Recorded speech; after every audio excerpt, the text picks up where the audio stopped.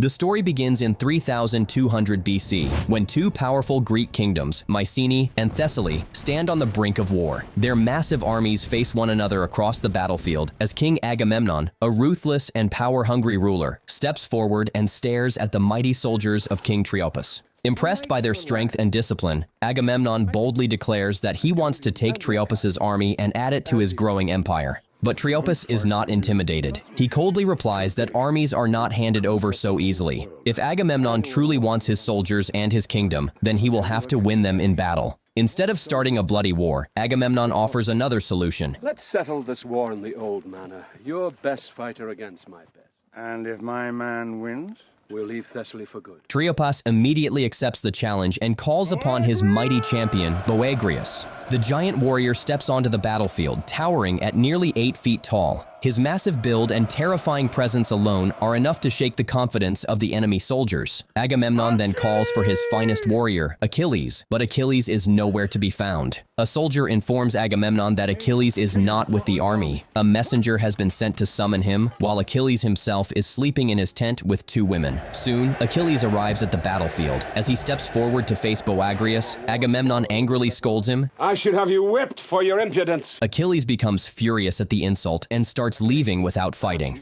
At that moment, Nestor, Agamemnon's advisor, persuades him not to walk away. He tells Achilles that a great warrior like him should not retreat and that this single duel could end the war immediately and save countless lives. Achilles finally agrees and advances toward Boagrius. With his very first strike, he defeats the giant warrior effortlessly.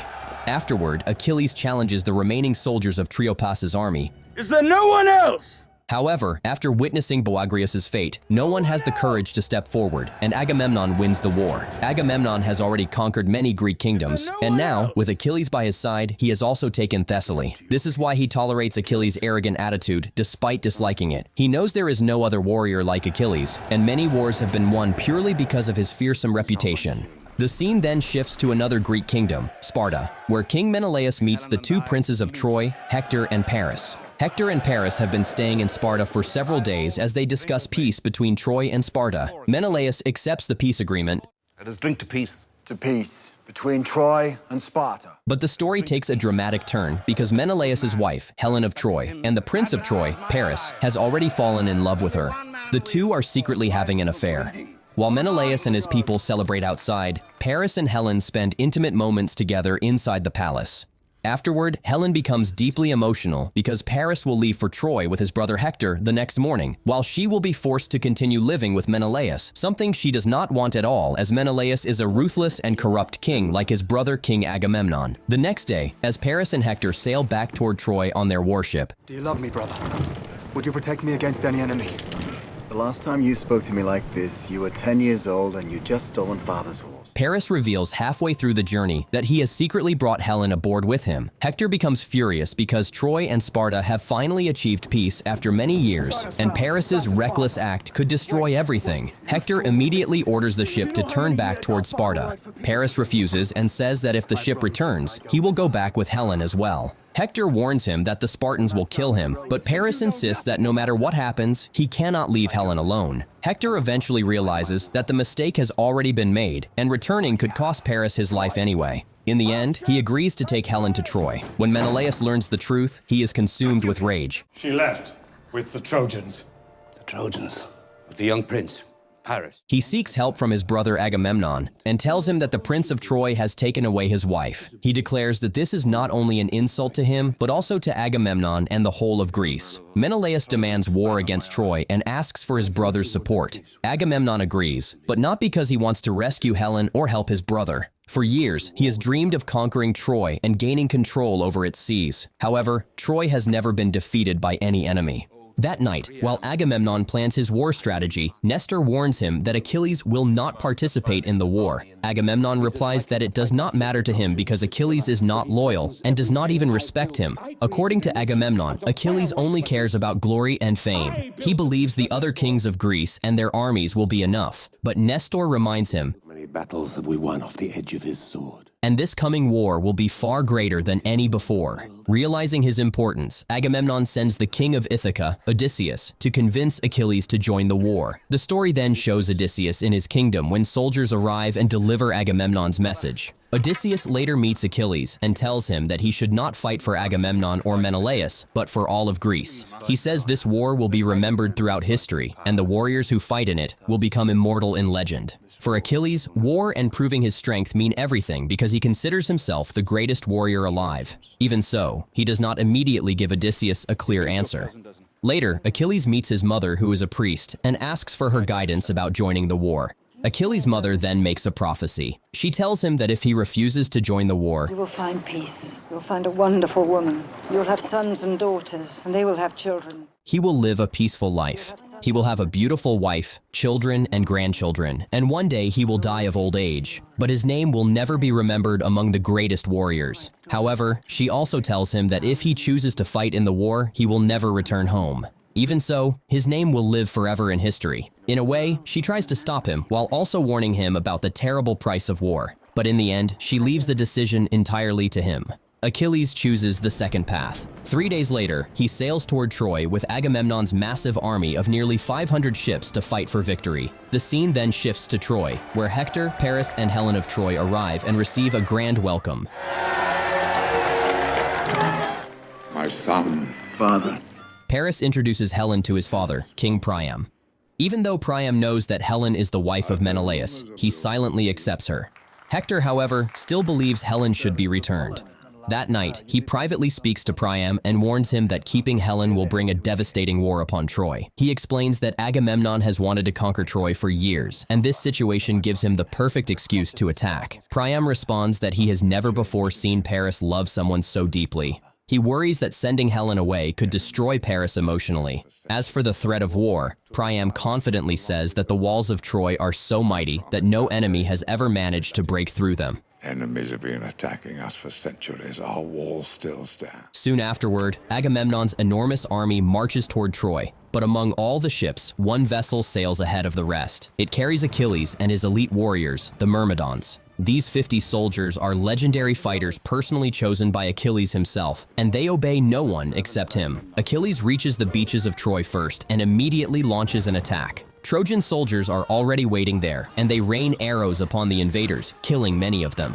But Achilles pushes forward with his strategy. He storms the beach alongside his men and slaughters the defending soldiers. At the same time, thousands of Greek warriors approach Troy,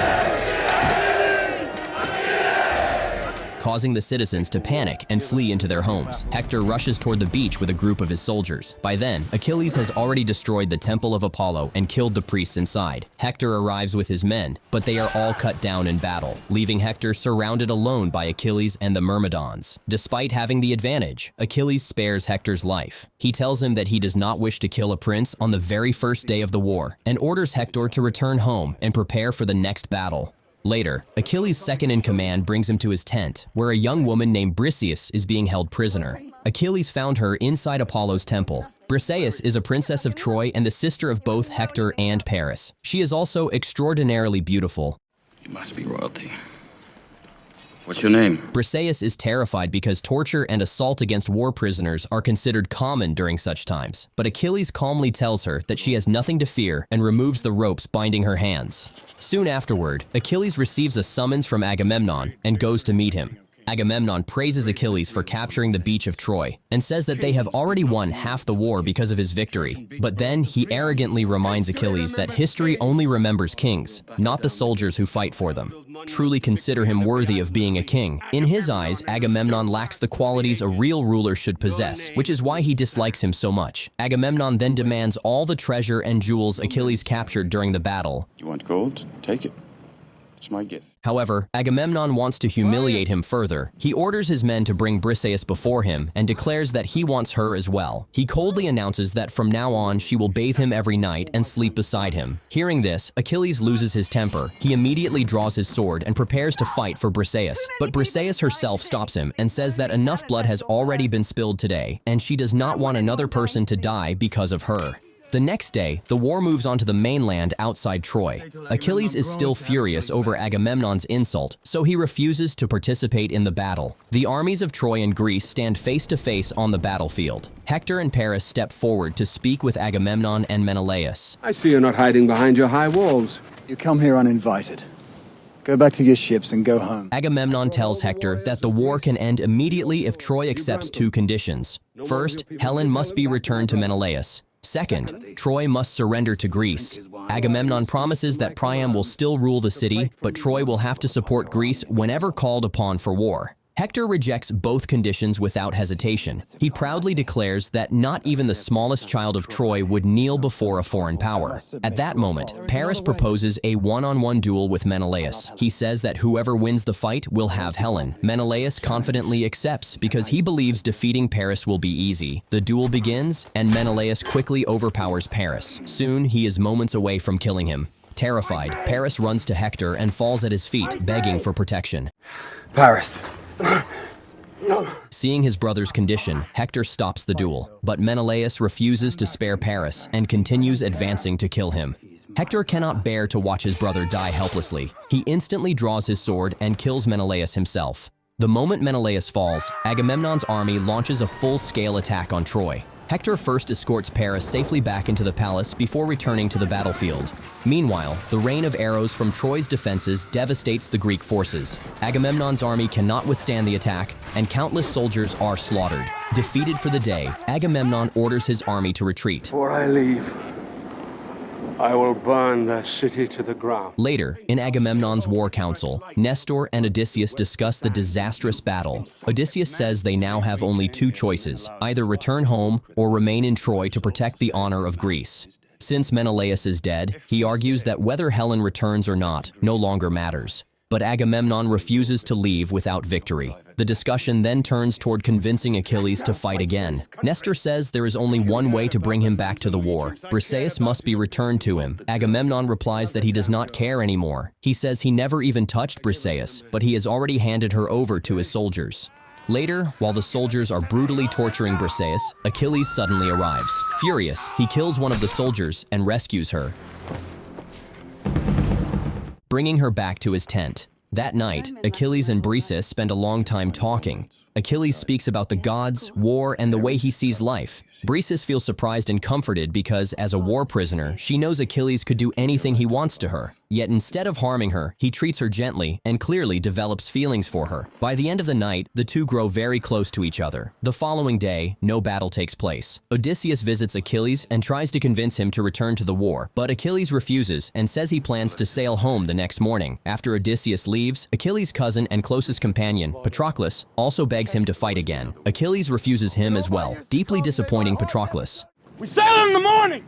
Meanwhile, in the Council of Troy, King Priam decides to launch flaming attacks against the Greek army during the night. Hector disagrees with the plan and warns that it is unnecessary. He believes Troy's massive walls are strong enough to repel the Greeks easily if they attack first. However, Priam ignores Hector's advice, and the night assault causes heavy destruction and kills many Greek soldiers. Then, unexpectedly, Achilles suddenly joins the battle with his Myrmidons. The Greek army erupts with joy because whenever Achilles enters a fight, their confidence becomes unstoppable. Seeing Achilles on the battlefield, Hector ignores everyone else and charges directly toward him. A fierce duel begins between the two legendary warriors. In the end, Hector kills, but everyone soon realizes they have been deceived. The man wearing Achilles' armor is not Achilles at all. It is Patroclus, who resembles him closely and fights in the same style. The battle immediately comes to a halt. Hector feels no pride in killing Patroclus. He deeply regrets what has happened.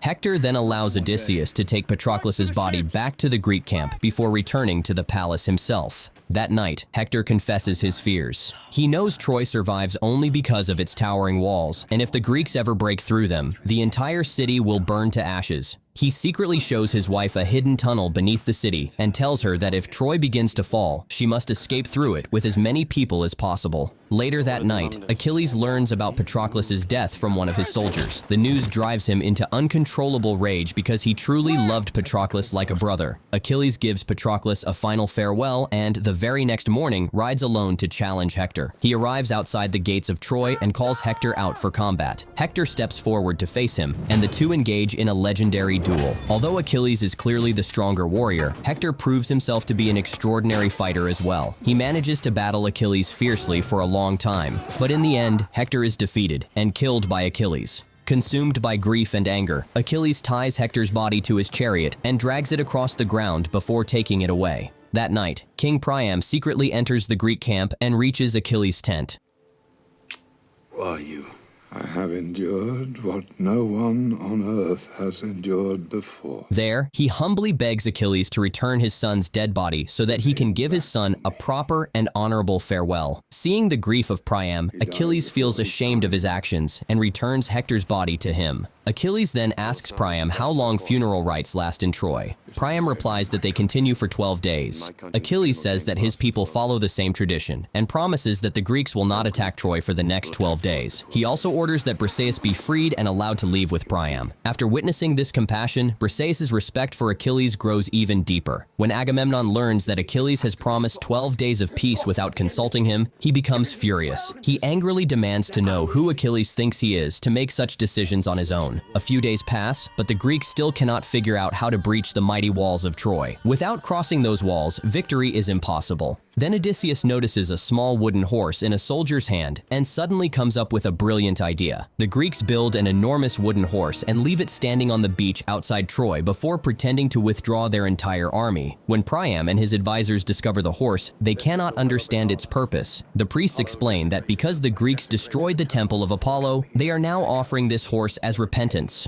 According to them, it is a sacred gift dedicated to the sea god Poseidon so that the Greeks may return home safely. Paris argues against bringing the horse into the city and urges everyone to burn it immediately. However, Priam chooses to trust the priests and orders the horse to be brought inside Troy near Poseidon's temple. That night, while the entire city sleeps peacefully, Achilles, Odysseus, and the other Greek warriors secretly emerge from inside the wooden horse one by one. The horse has been a clever trick all along to infiltrate Troy from within. The hidden soldiers silently kill the guards and open the massive gates of the city. At once, Agamemnon's army, waiting outside in the darkness, storms into Troy and begins destroying everything in its path. Amid the chaos, Achilles is not interested in slaughter or conquest. He searches only for Briseis. Meanwhile, the Greeks burn homes, massacre civilians including children and the elderly, and brutally assault women throughout the city. During the attack, Agamemnon kills Priam as well. Witnessing the destruction, Briseis becomes devastated. She kneels before a statue of the gods and prays desperately for everything to stop. Suddenly, Agamemnon appears behind her and grabs her.